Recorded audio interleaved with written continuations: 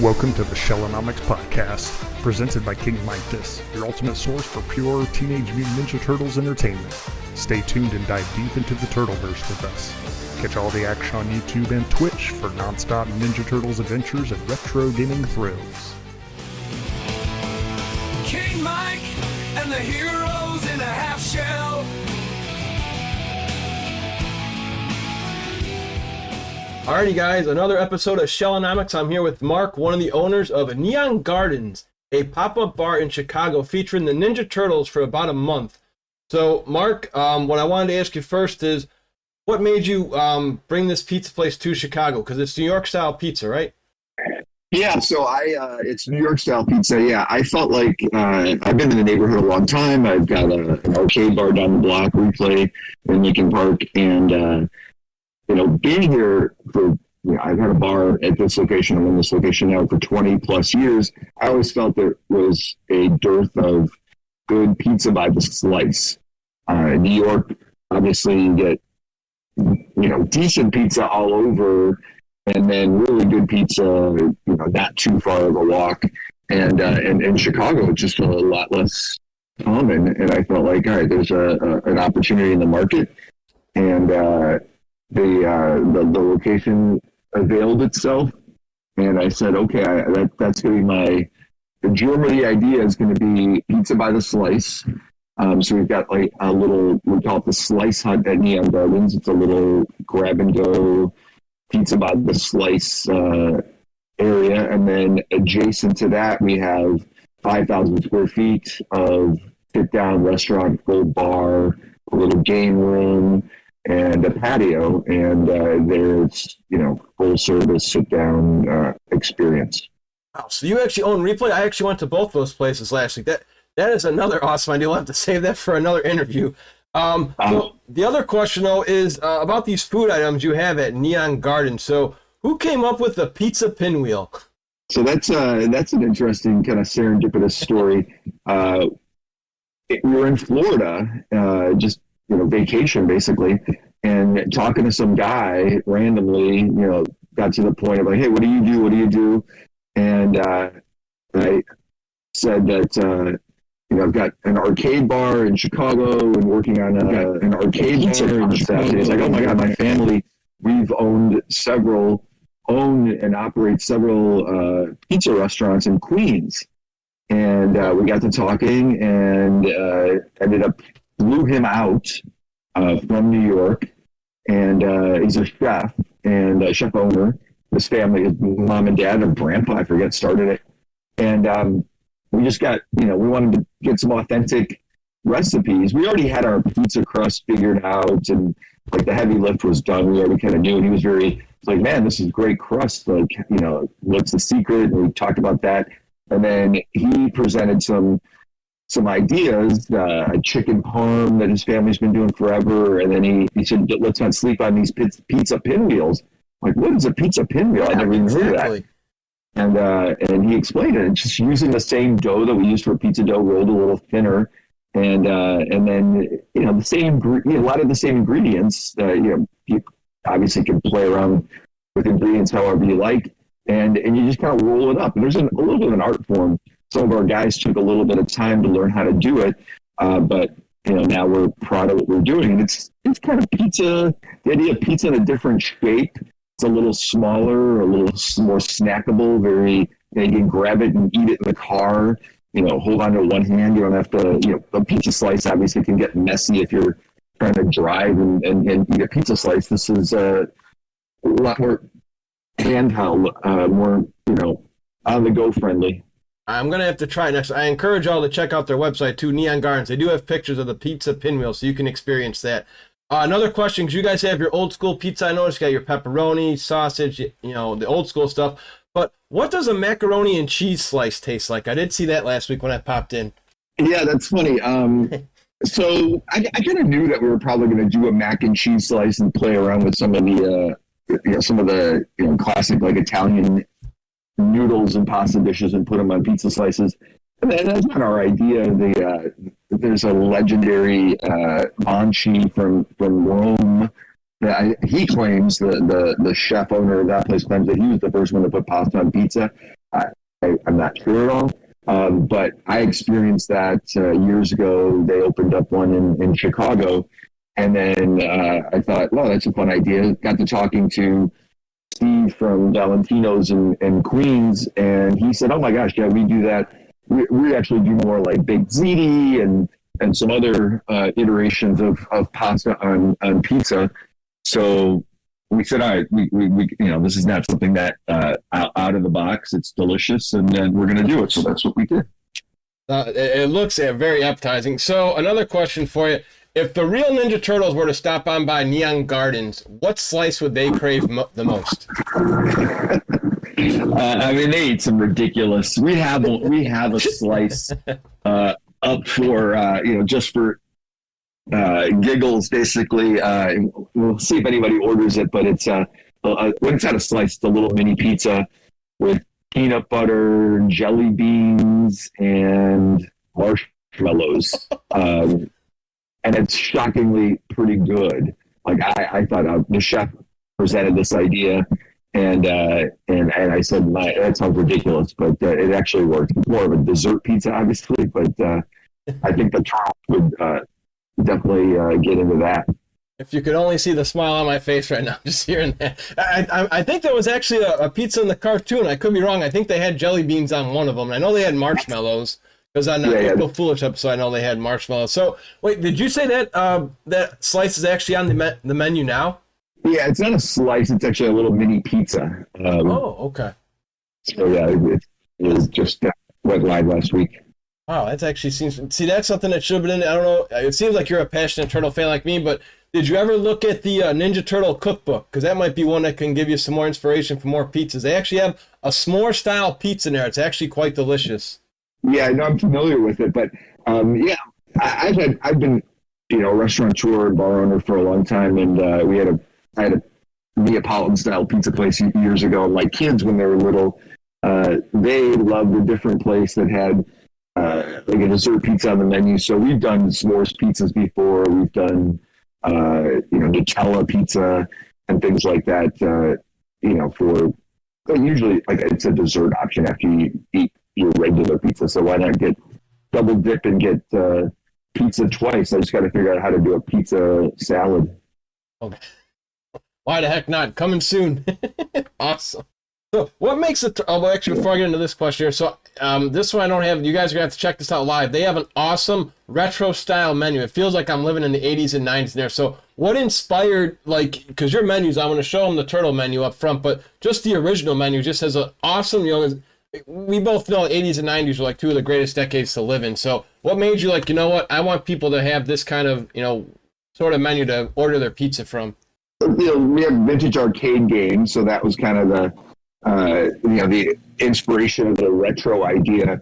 And I guess, I haven't discussed this a lot, but I've discussed it a little bit before. So the reason we even got to where we're at now was I had the germ of the idea was pizza by the slice, and I said, all right, how do I work with the artists? I have a team of artists that I work with that put on my pop culture inspired pop-ups at Replay, and I said, all right, let's bring them in and jam on some ideas. And I said, all right, pizza by the slice, the obvious pop culture references, Teenage Mutant Ninja Turtles. Let's play with that. I don't want to. I said I don't want to open up a Ninja Turtles, permanent bar restaurant, but we can play with that idea. And we hit on the idea of an altered Renaissance. So obviously the turtles are all named after legendary Renaissance artists. So we took that art, the iconic art of Michelangelo and Leonardo and Raphael and Donatello, and riffed on it and played on it. So that was kind of informed our design decisions. Tough combination to say. And we knew we were going to have a little arcade, and the arcade. Then we said, all right, we'll lean into the turtle design elements there. We make it feel like the turtle's lair. It feels like you're kind of in a sewer and things are oozing from the ceiling, and radioactive looking barrels, and just kind of, the artists had a lot of fun in there. A lot of them are huge fans. And then there's references peppered in everywhere, and even the slice at the little grab and go section of the whole restaurant was inspired by Pizza Hut from the 90s. Pizza Hut and the Turtles had a Happy Meal type combination, or partnership in the 90s. So that reference is, iconic, and we played with that. So the menu. We also have the Pizza Hut, so that like the Pizza Hut style, since you're kind of close to my age, it almost looks like those old, I don't think they even do it. Do you remember those Pizza Hut all-you-can-eat buffets for lunch? Sure, yeah. Oh, God, those are so good, man. Yeah, that's kind of what it reminded me of when I was in there, too. It was just a fantastic display you guys have there. So what we're going to do now is I'm going to go ahead and just start giving them a little virtual tour, because I do encourage everybody to check this out. It's only going to be there till about early November, but you can see here, we've got some artwork. We've got a Pac-Man arcade. We've got... So, oh my God, I didn't even see this when I was in there last week. You guys actually have the old school games. I see a Bubble Bobble. So how do you guys have Nintendo and Super Nintendo games? Can you explain how this is possible at your guys' place to play? Yeah, it's just free. That's just, we have a TV set up and a table and some chairs, and just it feels like you're in your basement when you were a kid. Just a bunch of toys to play with, and the vintage Nintendo games to play, and then along with that, a bunch of vintage arcade games and pinball, Teenage Mutant Ninja Turtles pinball machine, and just like the ideal man cave for someone that grew up in the 90s. And oh wow, so not only is this stuff here, guys, this is free play. So back in our day, we had to spend about a good $5, maybe even $10 to run through Turtles 1, the arcade game. So now you get to play it for free. I also read on your website, Mark, it's family friendly until 9 o'clock. So if Papa Bear wants to bring his kids in, they can actually play the game together and hang out. Is that right?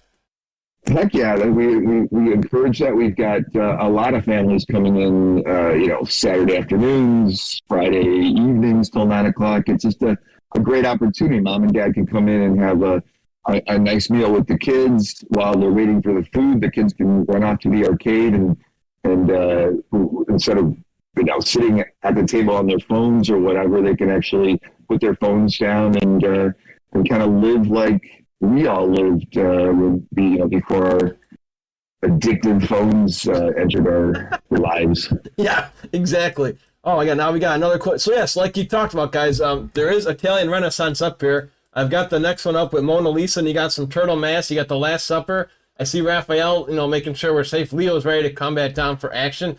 So it even said above the Last Supper, Mikey was here. So also on your website, Mark, it says a lot of this artwork was done by Chicago artists, and I'm guessing that's also for your replay location. How did you get these guys to work for you and say, hey, look, I just want you to just, let it rip and bring out your best? So, we've been doing this for a while. 2016, we decided to turn the bathroom at Replay into, we decided to decorate it for Halloween, or the room was going to dress up for Halloween. Essentially, we turned it into Moe's Tavern from The Simpsons. And one of my bartenders, when he had first applied for a job, he had a portfolio, and he was an accomplished artist. And I kind of filed that away. And when I hatched the idea of doing Moe's Tavern, I said, "Hey, Jeremy, come and help me, do this." I had some ideas, and I said, I need someone that hand paints some things and does some, real art in this. I just don't want a bunch of printed stuff. So he brought his girlfriend Raquel into the mix, and they pulled that off, and it was a huge success.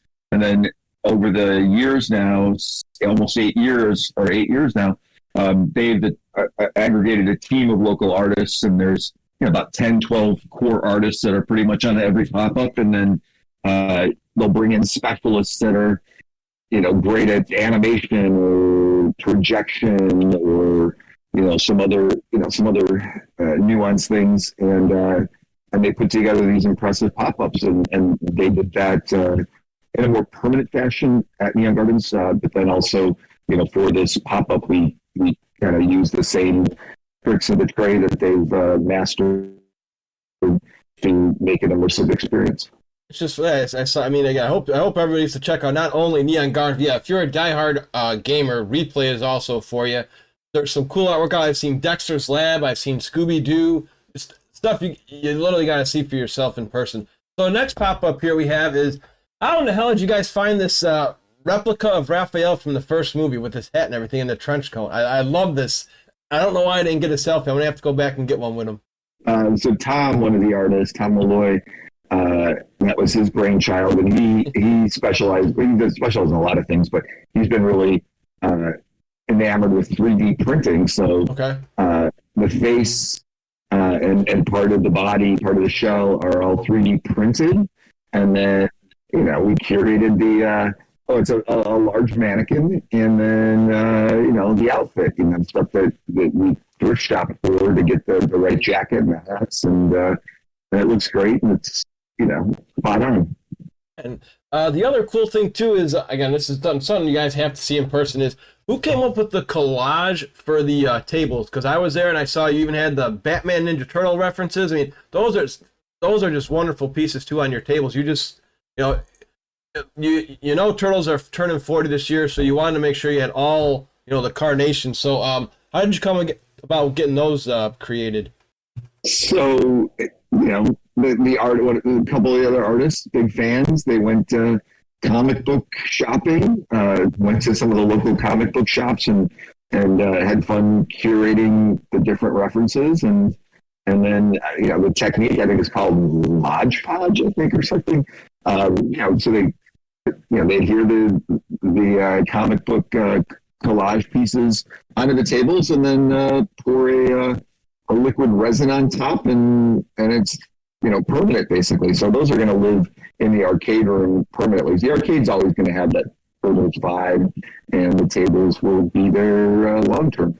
Oh man, I'm having a nerdgasm right now. So I just I was able to pull up your animated menu, and I have your regular menu here. So guys, they actually have Ninja Turtle drinks for those who are of age here. So can you explain how you put together at least a couple of these? You don't have to go through all of them because I'm not sure how much time you got. But you got the Leo, the Don, the Raph, the Mikey, Shredder's Revenge, Splinter's Vanilla Ice Pop. So how did you come up with mixing all these drinks like this? This is incredible. Well, the eponym, I can't even say it, the names, named after the turtles themselves, obviously the color informed that decision. So that was, fun and easy to accomplish. There's plenty of liqueurs and tricks of the trade to make a drink red or blue or, orange or purple.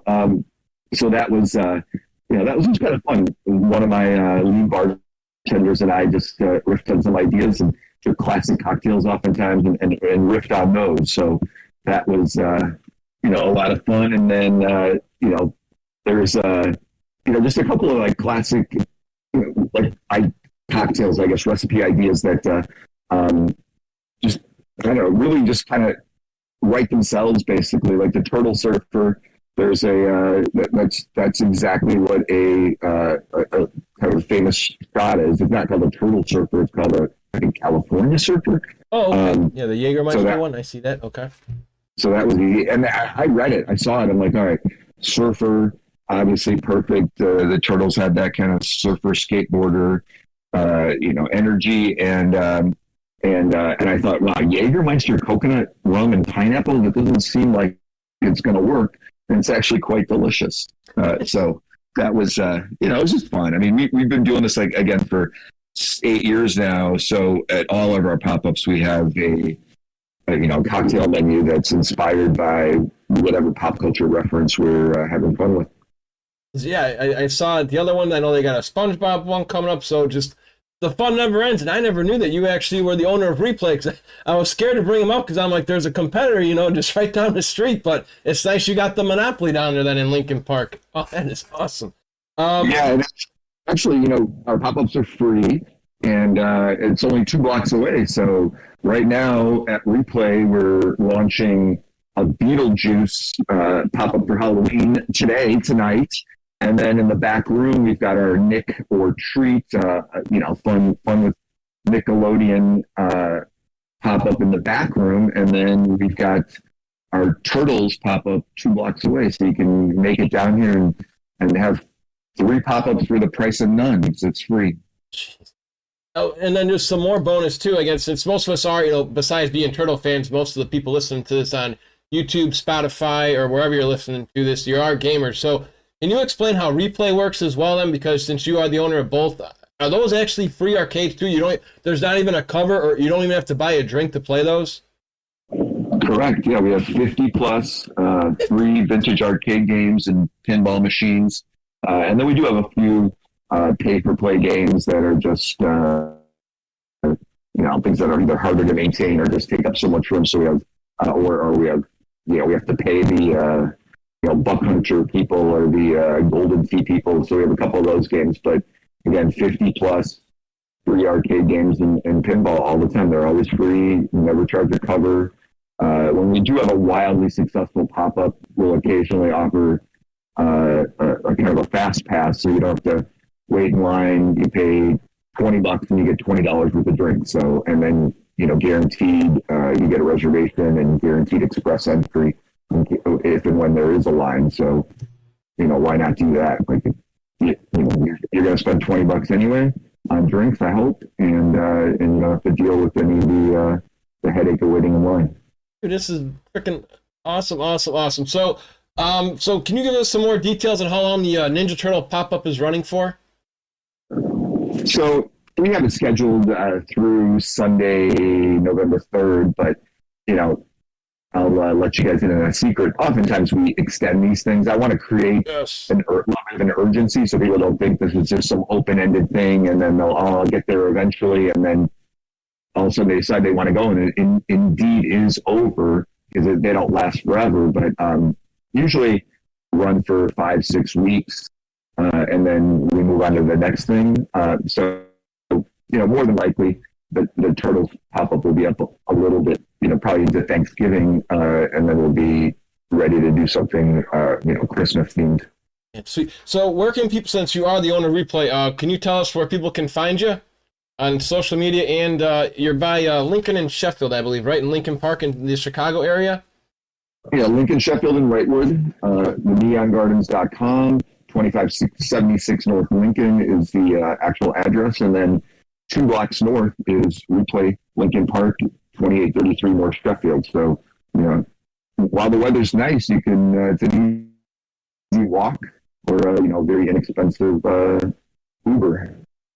So you get free arcade games to test the vibes out, number one. Number two, there's loads of Turtle stuff here. And I didn't even mention that you just have Turtles running on the tube all day too. So yeah, you got your World Series, games coming up in the playoffs for baseball and football. But for diehard Turtle fans who don't give a damn about sports, I saw Turtles 2 Secret of the Ooze on one TV and the 2012 Nickelodeon show on the other. So again, you're taking care of any Turtle fan that's been a fan of the 80s, 90s, or current product. So I appreciate that as well from you, Mark. Is there anything else you want to say before we bring this in for a landing? Yeah, no, come enjoy, especially now in the Halloween holiday season. Cosplay is always welcome.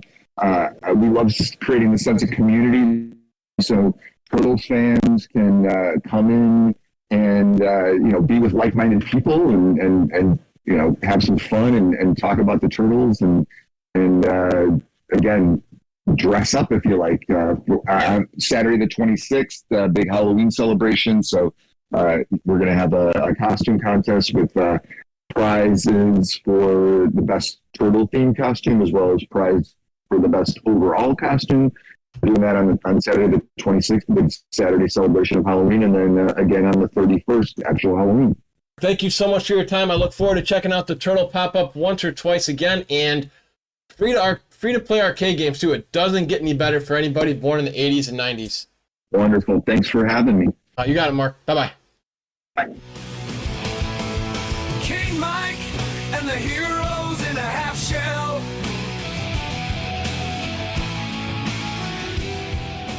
Thanks for listening to Shellonomics. Follow us on Spotify or wherever you get your podcasts, and subscribe to our YouTube channel for the video version.